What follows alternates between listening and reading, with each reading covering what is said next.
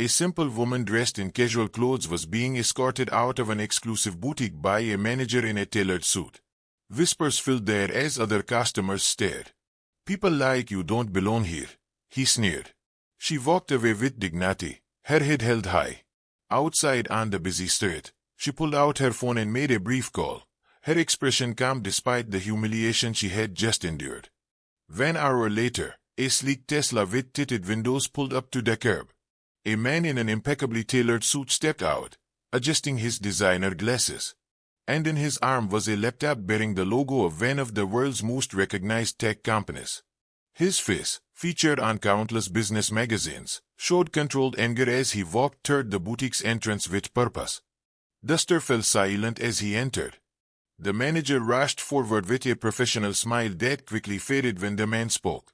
"That's my wife you just humiliated," he said, his quiet voice carrying more power than a shout. The morning sun cast a golden glow over the upscale shopping district in San Francisco as Emily Chen strolled along the iconic street. At her 30s, she carried herself with quiet confidence, her black hair pulled back in a simple ponytail. Her plain white t-shirt, faded blue jeans, and worn sneakers reflected her preference for comfort over extravagance, despite her access to unlimited luxury. Today was special. Her anniversary with Alex was approaching, and after 10 years of marriage to one of Silicon Valley's most successful tech innovators, she'd learned that finding meaningful gifts required thought, not just an unlimited budget. She'd spotted the perfect vintage watch at Prestige, an exclusive boutique known for its carefully curated collection of luxury items. Emily checked her watch. Subah ke 10:30 Alex would be in meetings until noon, giving her plenty of time to purchase the watch and have it wrapped. She paused outside the gleaming storefront, taking in the artfully displayed items in the window. Crystal chandeliers illuminated the interior where staff attended to equally customers. Taking a deep breath, she pushed open the heavy glass door and stepped inside. The cool interior enveloped her along with the subtle scent of expensive perfume. A bell chimed softly announcing her arrival, though none of the staff looked up immediately. Emily moved toward a display case containing vintage watches and jewelry. Her eyes found the piece she'd researched, a rare timepiece with a history as rich as its craftsmanship. Alex would appreciate both the artistry and the story behind it. "May I help you?" a voice finally asked, the words polite but the tone suggesting otherwise. Emily turned to see a young woman in a black dress, her hair pulled into a severe bun, eyeing Emily's casual attire with barely concealed disdain. "Yes, I'm interested in that vintage watch," Emily said, pointing to the piece she'd come for. The saleswoman raised an eyebrow. "That particular item is $75,000. Emily nodded. "I am aware of the price. I'd like to see it, please." From across the store, an impeccably dressed man with hair watched the interaction with narrowing eyes. Richard Thornton, the boutique manager, had built Prestige's reputation on exclusivity. In his assessment, the woman in casual clothes examining their most expensive watch didn't qualify as their typical clientele.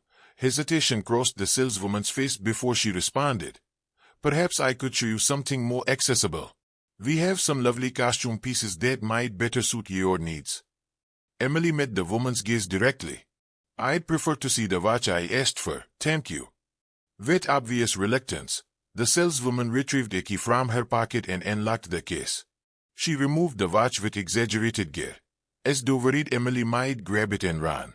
Placing it on a velvet pad, she slid it across the counter, maintaining a safe distance between Emily and the merchandise. "It's a limited edition, only 5 were ever made," the saleswoman explained, her tone suggesting this information would surely discourage her customer. Emily examined the watch carefully, appreciating the craftsmanship. "It's perfect," she said, her mind already imagining Alex's reaction. "I'll take it." The saleswoman's eyebrows shot up. "You'll take it? Perhaps you'd like to discuss financing options." "That won't be necessary," Emily replied calmly. Meanwhile, a couple entered the boutique. Immediately, another sales associate rushed to greet them, offering champagne and enthusiastic assistance. Emily noticed but said nothing, maintaining her composure despite the obvious difference in treatment. Richard Thornton approached with a practiced smile. His Italian suit and handmade shoes created a deliberate contrast with Emily's casual appearance. "Is there something I can help with here, Veronica?" he asked the saleswoman, though his eyes remained fixed on Emily. "This customer is interested in the," Veronica replied, emphasizing customer in a way that suggested Emily was anything but. "I see." Richard turned his full attention to Emily. "Madam, that is one of our most exclusive pieces. Perhaps Veronica could show you something more suitable for browsing purposes." Emily met his gaze steadily. "I am not browsing. I'd like to purchase this watch." Richard exchanged a knowing look with Veronica. "Of course," he said, his tone indulgent. "However, we have a policy with our items. I need to see some form of verification before proceeding with such a significant purchase."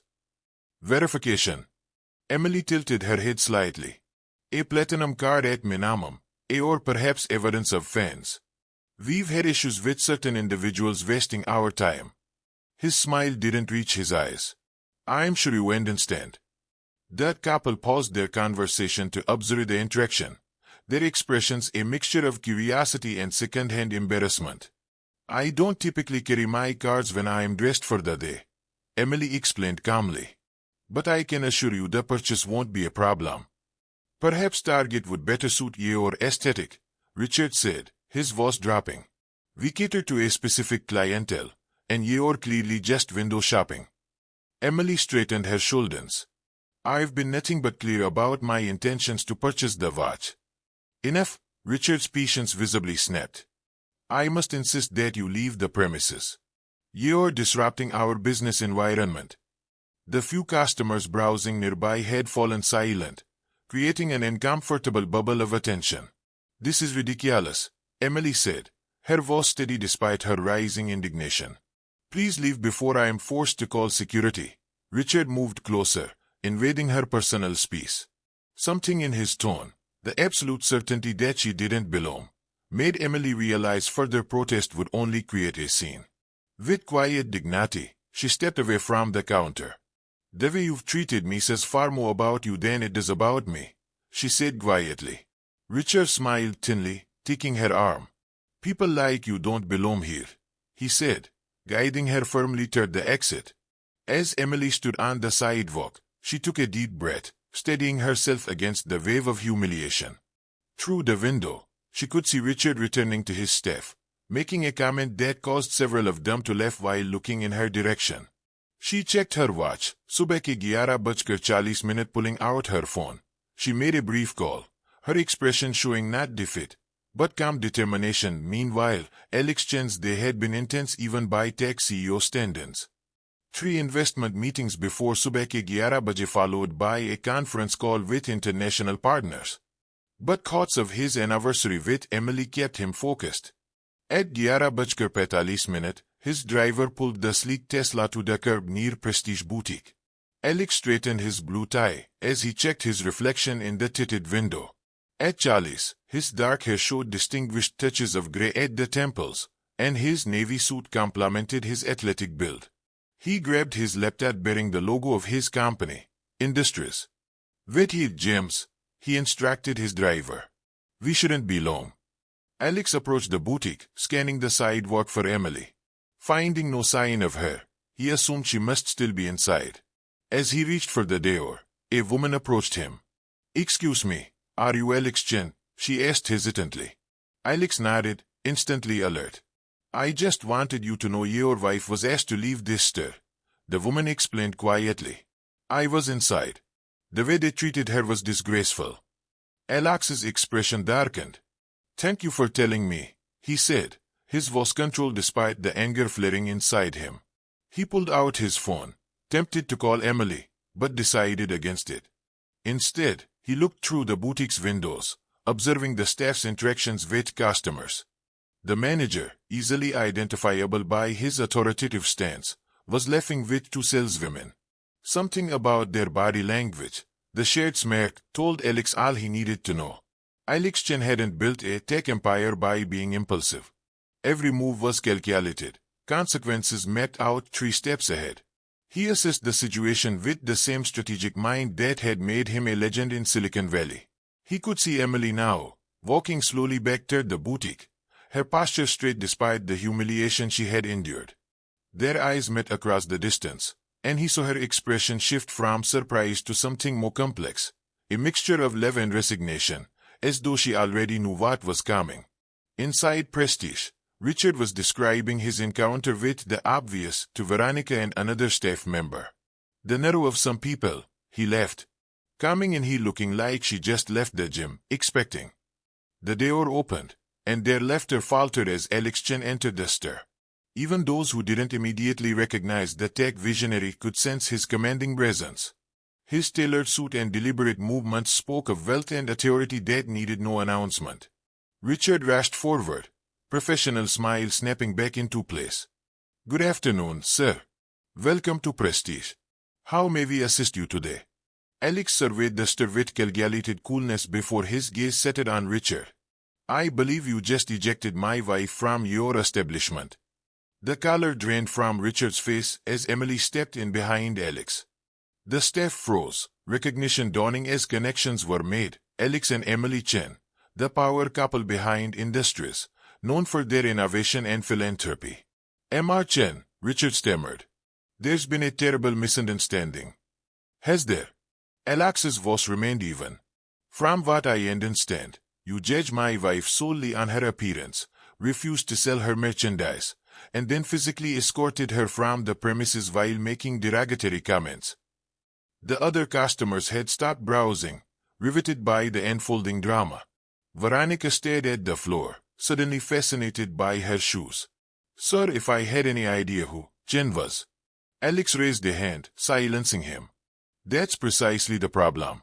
You shouldn't need to know who someone is to treat them with basic dignity and respect." He turned to Emily. "Was this the watch you were trying to purchase?" Emily nodded, pointing to the vintage timepiece still resting on the velvet display pad. "Excellent choice," Alex said warmly before turning back to Richard with a markedly cooler expression. "I'd like to speak with the owner of this establishment." Richard swallowed hard. "Ms. Winters is in New York this week. But I am the general manager. I have full authority to." "Perfect," Alex interrupted. "Then you have full authority to explain to Ms. Winters why Prestige is about to face a very public relations nightmare, and why your most exclusive pieces are about to be sold somewhere else." The statement hung in the air, its implications clear to everyone present. Alex Chen wasn't just a billionaire. His tech company had been expanding into retail technology, acquiring various luxury brands in the process. "Please, Mr. Chen," Richard pleaded, desperation replacing his earlier arrogance. "There must be something we can do to rectify this situation." "Actually," Alex said, his tone shifting to something almost conversational, "there is. The papers for acquiring Luxury Brands International, your parent company, were scheduled to be signed tomorrow morning. This location was slated to become the flagship store for our new venture." Richard's eyes widened in shock. "The acquisition will still proceed," Alex continued, "but with significant changes to the original plan.